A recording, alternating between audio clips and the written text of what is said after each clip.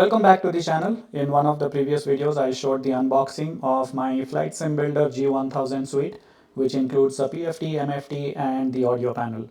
In this video, I will go over quickly through some of the software setup. Now, some of these instructions are also present in the FlightSimBuilder G1000 on the web page you see on the screen. I will link to it in the description so you can read through, but if you want a more visual reference, and there are some things that are not present here as well that I will cover that I gathered from other sources, then continue watching on.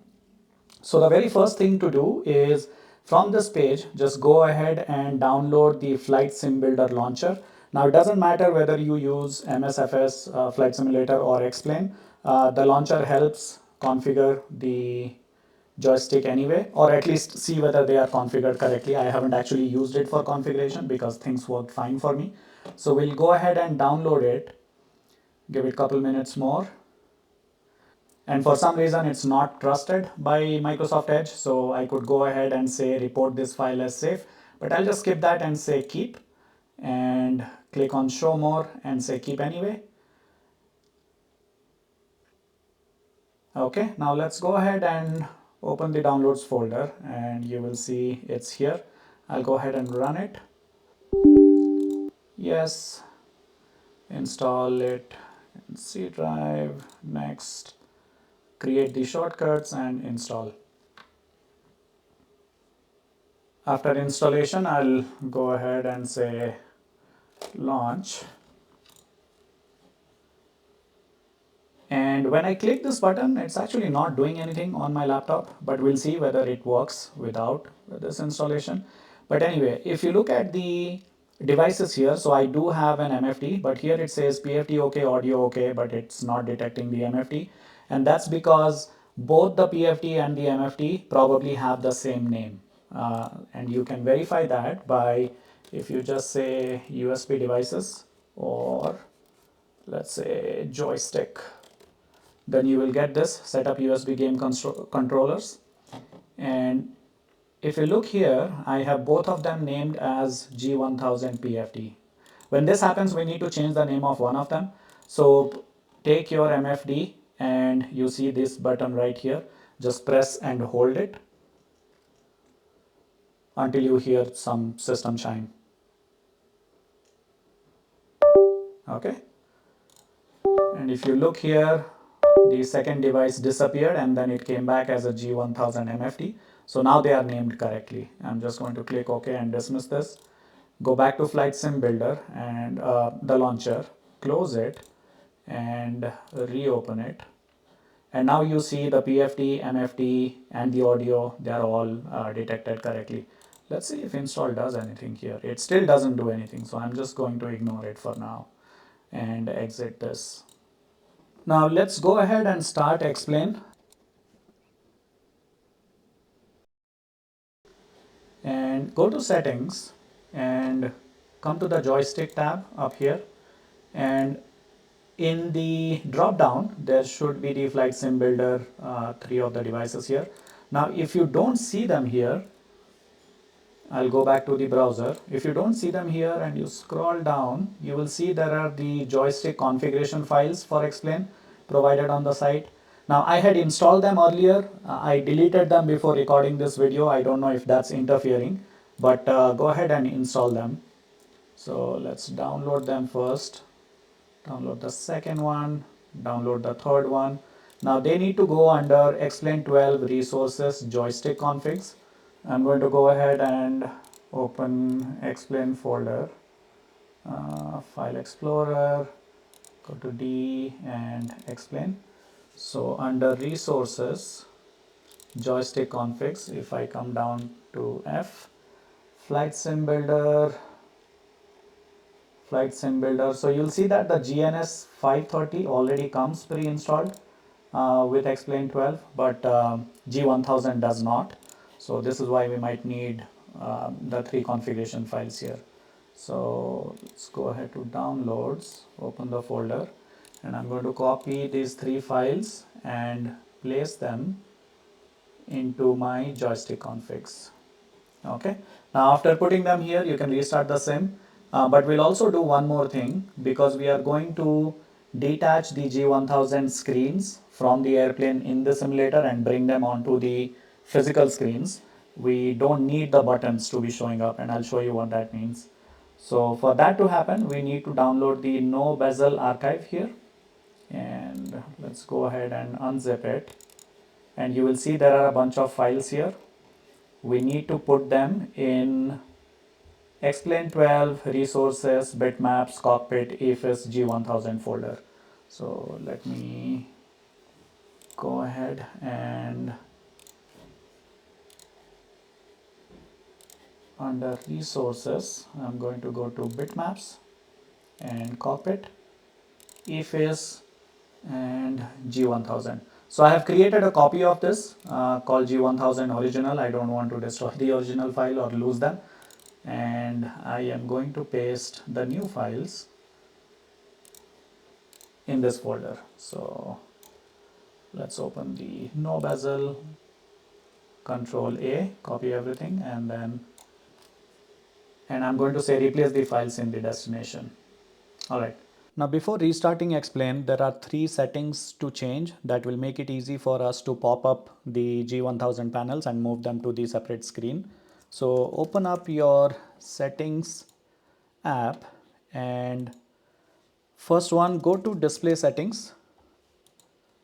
And so I have 4 monitors here. This is my main laptop monitor, and this is a bigger monitor that I have behind the G1000 screens.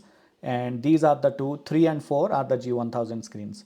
So make sure they are aligned somewhere towards the bottom, like they should not be like this, because we are going to need space at the top of the screen to move the windows there, and it will become apparent when I show it a bit later. So make sure they are somewhere down here and aligned, and say apply.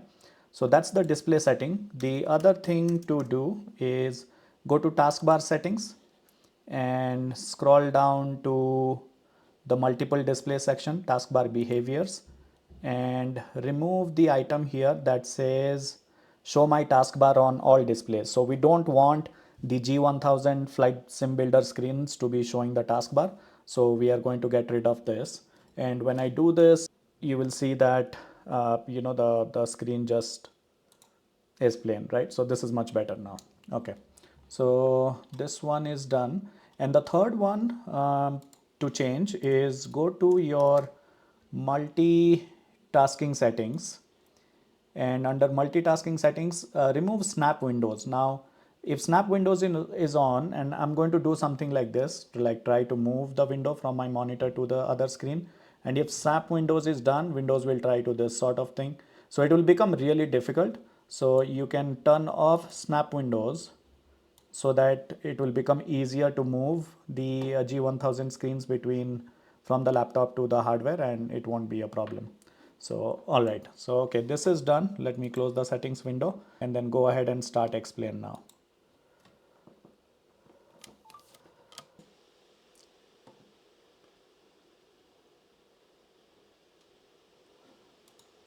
And just double check the graphics. Okay, so monitor 1, the small one, I don't need full screen.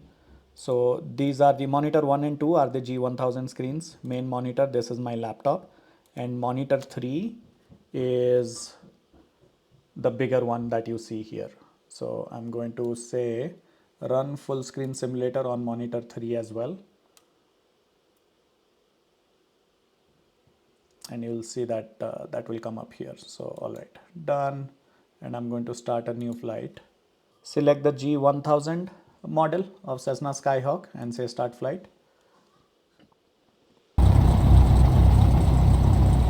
All right, so the plane is now ready, and that's the other screen that I was talking about, and here's the FlightSimBuilder G1000 screens. So now what I will do is I will click on the PFD, and then here you will see a small box. It's very hard to see, but it's there. And when you click it, it will pop out into its own window, right? Now, because we put the no bezel bitmaps, that's why you don't see the buttons on the side when it's popped out, because we don't need it. We have the hardware buttons anyway. So what I'm going to do is I will just drag this and turn this into a very wide window, and I will drag it. So this is my MFD and this is the PFD. So I will drag it all the way through the MFD to my PFD. I actually need to make it a bit wider and bring it all the way here. What I'm trying to do is align the top corner. So align the top corner, and I'm doing that by using the mouse on the title bar in my laptop, right? So that's why it was important to align the FlightSimBuilder screens towards the bottom in the display settings. Okay, so now that the top left, you see the top left and the bottom left are kind of aligned. So now I will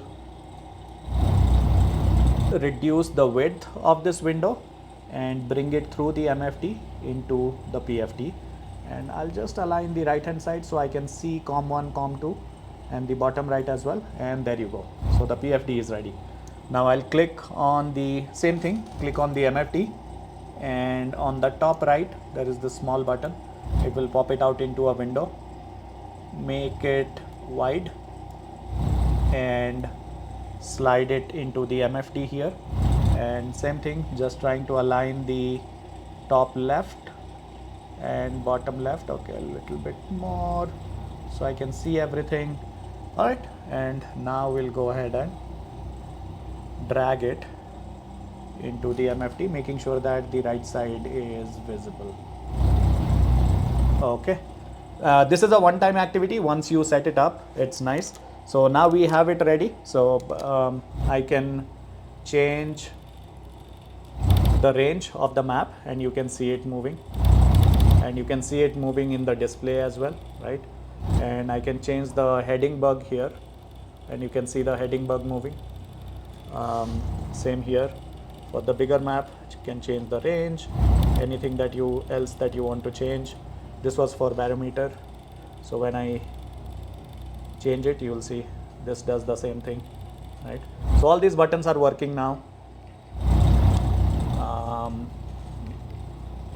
Declutter the inset map or turn it off, and yeah, so FlightSimBuilder G1000 panels are ready to use with XPlane. If you like this video, please give it a thumbs up, and please remember to subscribe to the channel. It helps in growing the channel and will allow me to keep making videos like this. Thank you.